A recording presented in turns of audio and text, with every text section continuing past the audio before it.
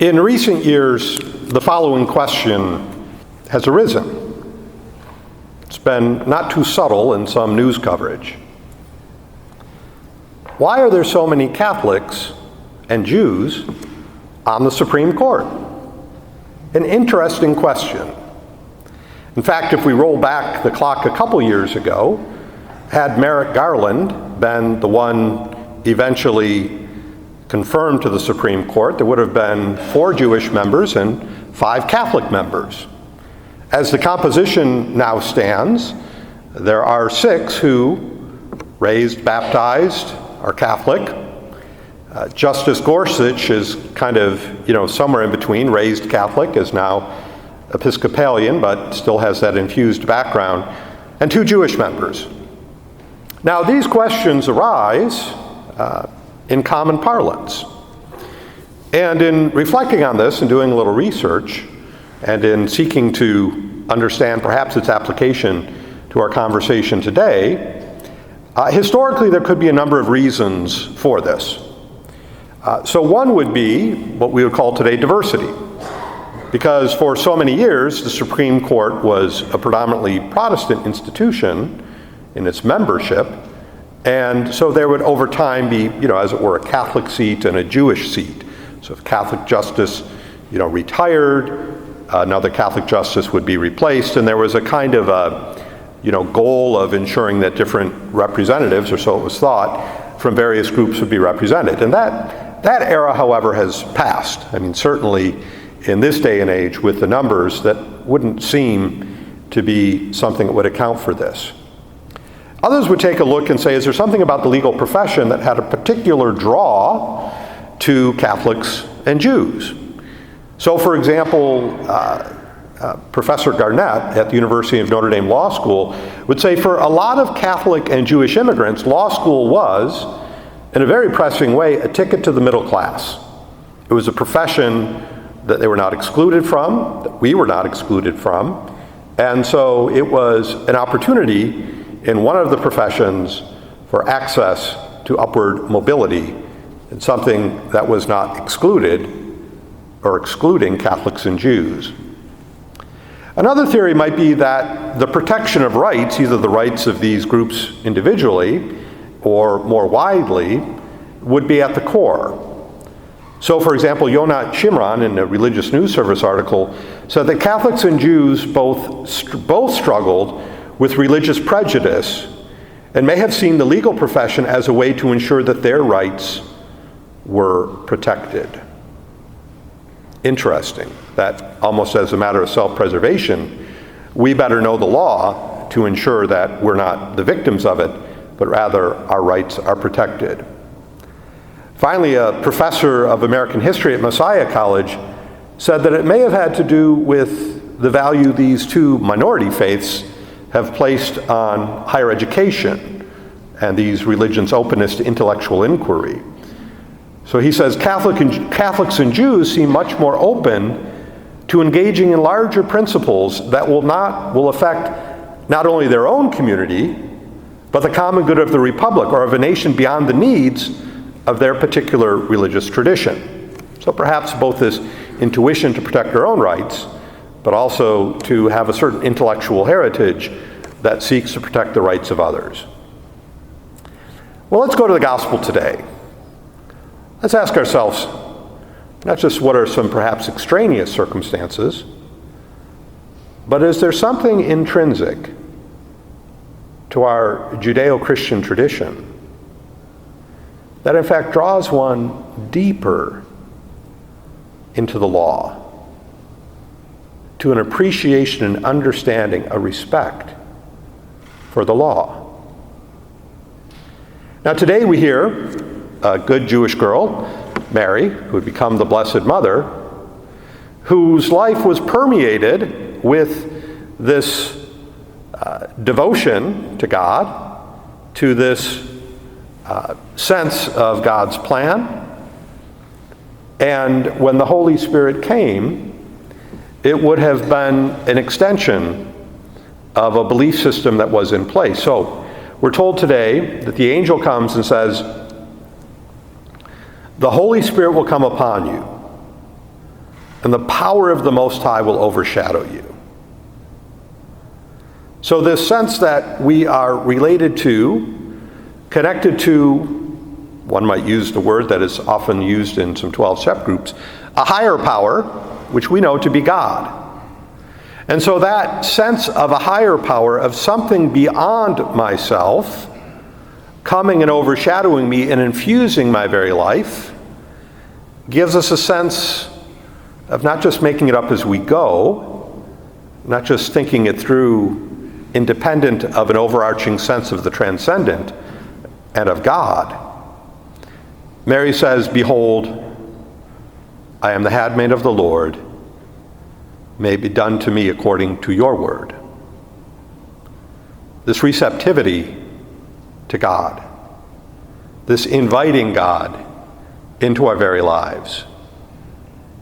And so this sense of the transcendence, this sense of being, as it were, under an authority and cooperating with a greater divine plan, is something that's worthy of some deeper reflection. You know, we have the 10 Commandments, and sometimes you see them depicted on 2 tablets with, 1 through 5 and 6 through 10. However, the classic formulation, without the words in there, is you'll see on one tablet 1 through 3, Roman numerals 1 through 3, and then on the next tablet 4 through 10. Why is that? Well, the first 3 commandments deal with our relationship with God. And then the last 7 commandments refer to our relationship with others. And as believers, we see these as intertwined, though there are some distinctives within that. Rabbi Sachs, who is one of our neighbors over in Chicago, quotes, as we all would, this passage from Deuteronomy. This is Moses to the people, saying, "And I charged your judges at that time," this to the judges, "hear the disputes between your people and judge fairly, whether the case is between 2 Israelites or between an Israelite and a former foreigner residing among you. Do not show partiality in judging. Hear both small and great alike. Do not be afraid of anyone, for judgment belongs to God." And Moses also says, "Bring me any case too hard for you, and I will hear it." So, kind of the greater course of appeal if it would prove too complex. Now, the first woman to be appointed a judge in Scotland was a member of the Edinburgh Jewish community. She was Jewish. And Rabbi asked her one time what led her to choose law as a career. He accounts that she replied as if it was self-evident. She said, "Because Judaism teaches, justice you shall pursue," which is also from Deuteronomy. So perhaps there is a sense intrinsic to our own appreciation of the law that has led to this greater presence of both Catholics and Jews on the court. Now, a Lutheran pastor a year ago said, at the time the confirmation hearings were going forth, we're talking about 25% of our religious identification in the United States. So if you combine Catholics and Jews being a much smaller percentage, but combined about 25% of our religious identification, holding 100% of the seats. This is his response. Why? This is from a Lutheran pastor. "It must be because of the inherent connection to long histories and a deep relationship to the law that you find in both traditions. The Bible gifted the world with an understanding of law that has blessed all those who would observe it. Rooted in the objective nature of God, God's law, even the Old Testament law, stands as a bulwark of truth, justice, and mercy. From this law, the West has inherited a common law tradition, which relies on case law and precedent." He says, "I would argue then that this Judeo-Christian tradition is the reason for our own legal tradition, and it therefore makes sense that those who come from the more ancient traditions, ancient versions of those traditions, might intuitively defend that tradition." Now, one further example, and perhaps interesting food for thought. There's a trend, it's a little bit on the margins, but it's a very fascinating trend, of atheists defending religion. I know that sounds crazy, but let me quote to you one atheist, Bruce Shaman, who has written a book called An Atheist Defends Religion: Why Humanity is Better Off with Religion Than Without It. So this is written by an atheist, and here's an account from his interview. And he says, and these are his words, atheists often lack an understanding of religious morality, he argues. It's not a simple reward-punishment system. He says, the most cynical see in religion a blind obedience to moral authority and an oppressive behavioral control system. This is kind of a cynical view of the law. But he continues, while some religious adherents exhibit an authoritarian orientation, this can be the case for just about as many non-religious people. For most people, God is seen as a loving Father and the moral high ground to which humans aspire. And so this atheist says, one contribution of religion to society is the Christian notion that humans are made in the image of God. Since humans are made to share in the divine nature, they are to be respected as children of God. And he says religion also provides a solid foundation for moral behavior through an adherence to absolute values. By contrast, people without religion can have a morality, but if the moral precepts are man-made, they become fallible and insubstantial, a function of personal opinions, or even calculating self-interest. He says our minds are called to something more than a relative truth. We strive to find the first cause, and if moral imperatives do not depend on God, then they are not absolute and remain relative. So a case could be made, prescinding from individual, members of the current Supreme Court, but just writ large, that there is something intrinsic to not just our religious orientation, and not just our Judaic tradition, but indeed in our life as Catholic Christians, that may draw more of us to the practice of the law, to the respect for the law, to a heart that seeks the proper administration of the law, be we judges or attorneys. Myself, as a member of the bar, I still pay my annual dues to keep my name on the roster back in Michigan. That this sense of participating in something wider that has a deeper meaning should permeate all that we do. The law is not just a profession, as it were, but it's really a vocation, in my own experience of it. I had the sense not just that, I think I'd be good at law, but almost I felt like I should do that in a way I can't articulate. It wouldn't be something that would just be nice for me to do, but kind of the sense it's something I should do. This ought that existed within me at the time. And of course, it's one of those professions in which, membership, passing a bar exam, being admitted into the guild, as it were, gives us a sense that it is a sacred trust that we're giving. And notice I used the word sacred. Perhaps not all would see it that way. But that there is a particular responsibility, a privilege, as it were, to come into this profession. And though it can be, grinding it out in the midst of a day, and we may not always be contemplating the deepest legal theories, there's something inside of us that hungers, that does see these deeper connections. Or pray God that it does for all of you, because that is the ultimate pathway to a much more happy, enjoyable, prosperous experience in the legal profession. So how does this play out? Where have we seen some of the perhaps more pointed examples of how this contrast between certain approaches to the law might have been infused at different times with, we might say, a particularly Catholic ethos? Now, there are a number of Supreme Court cases that have been repudiated extensively.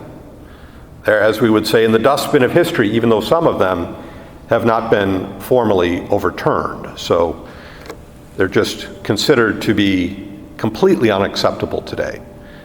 The Dred Scott case, the Korematsu case dealing with internment of Japanese Americans, and another one that is gaining increased prominence is the case Bach versus Bell. Bach versus Bell. What was at issue in Bach versus Bell was the forced sterilization of those who were considered, quote, inferior. This was an 8-1 decision in which the Supreme Court upheld forced sterilization. And in fact, the noted jurist Oliver Wendell Holmes was the one who wrote the majority opinion. He said, "It is better for all the world if instead of waiting to execute degenerate offspring for crime, or let them starve for their imbecility, society can prevent those who are manifestly unfit from continuing their kind." He described the Charlottesville, Virginia native Carrie Buck as an imbecile, probable potential parent of socially inadequate offspring likewise afflicted, and he went on to say her welfare and that of society will be promoted by her sterilization. This is an 8-1 decision of the United States Supreme Court. Famously, the passage that has continued on says, "3 generations of imbeciles are enough." Now, this horrible decision actually set the stage for not just the adoption of more forced sterilization laws throughout the United States, but was actually cited in the Nuremberg trials in defense of the Nazi so-called medical experimentation, which was based on the theory of eugenics. The eugenics theory would say that there are superior and inferior people, and races and types of beings, and therefore, society will be advanced by the forced elimination, suppression, ceasing of the passing on of these inferior gene pools. Now, for Justice Holmes, religion, and a lot of different articles if you want the citations on this, he said it had little relevance to a legal philosophy, this is from one of the legal commentaries, that was concerned with adapting. He said religion had little relevance to a legal philosophy that was concerned with adapting to the needs of an age and assisting in the unleashing of an evolutionary dynamism in society. So he really didn't see a role for religion. Now, interestingly, before the decision came out, one of the commentaries says that during their deliberations, prior to the issuance of the decision, he remarked, referring to the one who would be the sole dissenter. The sole dissenter was the only Catholic on the court. And Justice Holmes said, Justice Butler, knows this is good law. I wonder if he will have the courage to vote with us in spite of his religion. He saw the courageous act as being to adopt a moral relativism based on a certain fundamentalism of its own stripe, and that would be the courageous act. The only Catholic on the court, Justice Butler, cast the sole dissent. In those days, it was not particularly common to have dissenting opinions. It was a silent dissent. He didn't say anything other than that he dissented. In a commentary on this says, it is impossible, of course, to psychoanalyze a nominee or justice to determine what role, if any, their faith may play. But he said, when Justice Pierce Butler issued the sole dissent, many speculated that his dissent, which is now seen by most historians and lawyers as the correct view, may have been motivated consciously or unconsciously by his deep Catholic faith. The Catholic Church was inalterably opposed to sterilization of the mentally disabled, whereas the progressive view, centered at Harvard University, strongly favored such eugenic procedures to improve the race. And in this case, it's Alan Dershowitz who says, the Church was right and Harvard was wrong on this one, and it was a good thing that there was a religious Catholic on the High Court to register a dissent to what we have now come to believe was an outrageous violation of human rights. This historical referent I bring up, which does have some applicability today, this very issue has gained some traction for those of you who've tracked it in the last year. One of the presidents of Indiana University, who is a promoter of eugenics and who founded Stanford University, had his name stripped from buildings at the Indiana University campus because of these beliefs. So this opinion in the dustbin of history has this one silent dissent. I didn't know Justice Butler. I don't know what motivated him. But it was very clear that those at the time said there was something distinctively about his Catholic faith, be it these principles of the immutable value and dignity of human life, that might have something to do with this. As we engage in our professions, be they the legal professions, the financial professions, pray God that we would see in our faith a source and a motivation to do what's right, a source and a motivation with integrity to approach the law, a source and a motivation to hold on to this imbued sense that we have received that there is a wider responsibility, not just to God, but to each other. Call this the common good. I pray that today for all of you would be a day to kind of return to your first love, to say first love should be God, your family, and so on. But whatever it is that sparked you to pursue that legal profession, and find in it the opportunity as a noble calling. The Blessed Mother is here with us today. In the Acts of the Apostles, we hear that all devoted themselves with one accord to prayer, together with some women and Mary, the mother of Jesus, and his brothers. We're here in prayer today. May our prayer be that God will use us, that he will infuse us with his love, so that we may appreciate the great gift that he has passed on to us and see our role in the legal community as a force for good, rooted in immutable truth.